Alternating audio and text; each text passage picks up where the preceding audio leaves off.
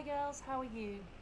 Today's class is actually going to be in two parts, alright? The first video, we're going to look at page 84, this use of English, and then the second video is the writing on page 86 and 87. Okay, so two separate videos, but it's all for the Friday class, alright? So, let's start then on page 84 and look at exercise 1.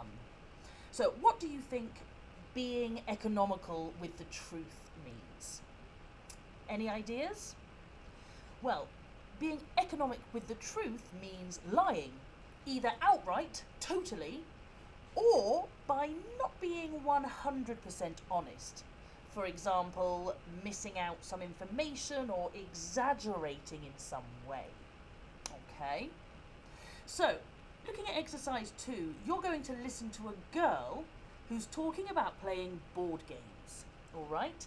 Very simple. Listen, and have you ever played a board game with someone like this? Okay, are you ready? Let's listen. I must have been a nightmare to play against when I was a kid. We often played Monopoly as a family and I loved it. And the reason I loved it was because I loved winning. And the reason I won was, yeah, you guessed it, I cheated. I never really considered the ethical aspect to it, or that I was in any way deceiving people on purpose, but I guess I was. It was my granddad who first let me in on the secrets of how to cheat successfully at card games. The most important thing being not to let your face betray you. From then on, there was no stopping me. In Monopoly, I always liked to be the banker. Easy to secrete money when no one was looking, and I developed a real skill at sleight of hand. Then, when I was older, I progressed to cheating at Trivial Pursuit. My mum was amazed at how much I knew. I pretended to think carefully for a moment before answering, but in reality, I was reading the answers upside down on the back of the question cards she was holding. And now, well, better not to ask. Okay, so have you ever played against somebody like that at a board game? To tell you the truth, I am the person who plays like that. I love to win, and I cheat quite a lot. Okay, so now we're going to listen again, alright? But this time in exercise 3, there are 4 sentences that you need to complete with the correct verb. Alright, so before we listen again, just 10 seconds to look at the 4 sentences.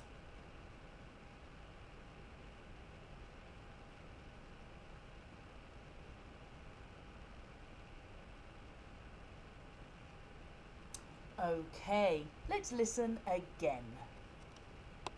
I must have been a nightmare to play against when I was a kid. We often played Monopoly as a family and I loved it. And the reason I loved it was because I loved winning. And the reason I won was, yeah, you guessed it, I cheated.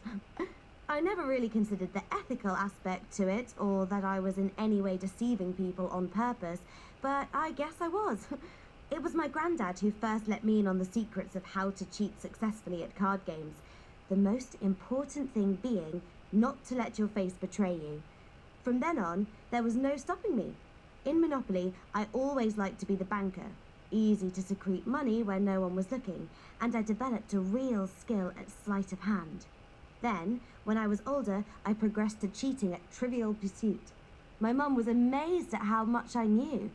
I pretended to think carefully for a moment before answering, but in reality, I was reading the answers upside down on the back of the question cards she was holding.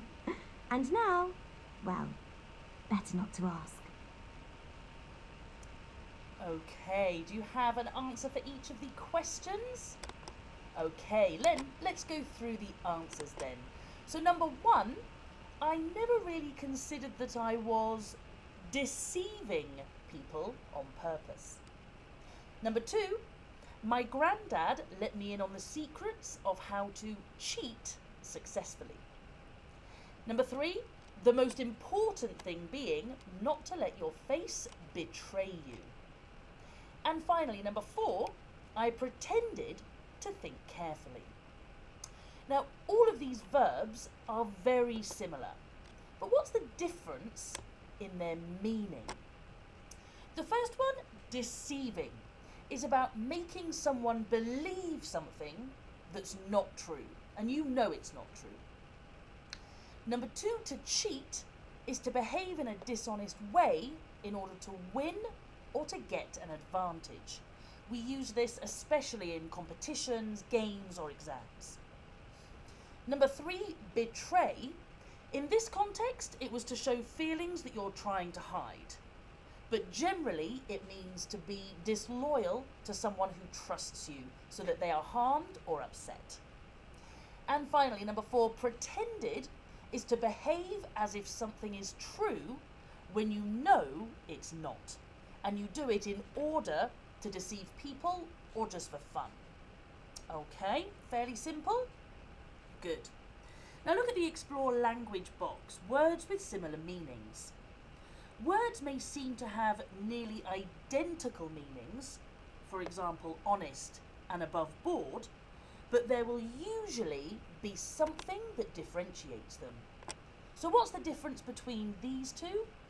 Well, honest is not hiding the truth or facts about something and can be used to talk about people, whereas above board means honest and or legal.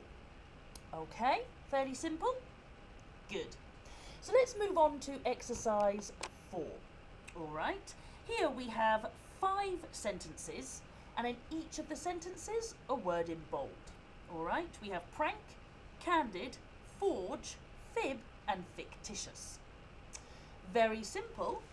Can you match the words in bold with the correct group, A to E, of words with similar meanings? All right, this is that time on the video where you press pause, do the exercise, and then come back for the answers. Okay, good luck, and press pause now. All right, what did you get then? So, number 1, the students played a prank on the teacher by hiding all her books, goes with D. Number 2, we had a really candid discussion about how we felt about the proposal, is with E. Number 3, a friend of mine at school used to forge his mum's signature on sick notes to get out of sports lessons. And this one is B. Number 4, I told a small fib about where I'd been so I didn't get into trouble, goes with A. Which means finally, number 5, the criminal gave a completely fictitious account of where he'd been at the time of the robbery, goes with C. Okay, now remember, at this level, the difference in the language is really important. So whenever you're not sure which is the correct word to use, always look at a dictionary. They give amazing definitions, examples, makes it really easy to understand the differences. Okay, if you don't have a physical dictionary online is fine. Okay, so let's have a look at the exam task. Before we do the exam task, is the tip at the bottom. Sometimes the reason for choosing an option may be because of a slight difference in meaning, and sometimes you may need to consider the form, i.e. a verb pattern, a dependent preposition, etc. So make sure you look really carefully at the words before and after the gap. Okay? So again, here's your opportunity to hit pause to do the exam task, choose the correct option for each space, and when you finish, come back. Okay? So good luck with the exam task. Go. Right, how did you do? You're not cheating, are you? You did do the exam task. Good. Right, let's go through the answers then. So we know the example is B, come. Number 1 is D, highly. Number 2, C, confirm. Number 3, B, cheat. Number 4, A, apparently. Number 5, B, pointed. Number 6, C, convincing. Number 7, C, solving. And finally, number 8, A, scammer. Did you get them all correct? Excellent, well done guys. Right, that's the end of this part of the class, but remember to go to part 2 video for pages 86 and 87, the writing. You know you want to. Bye guys.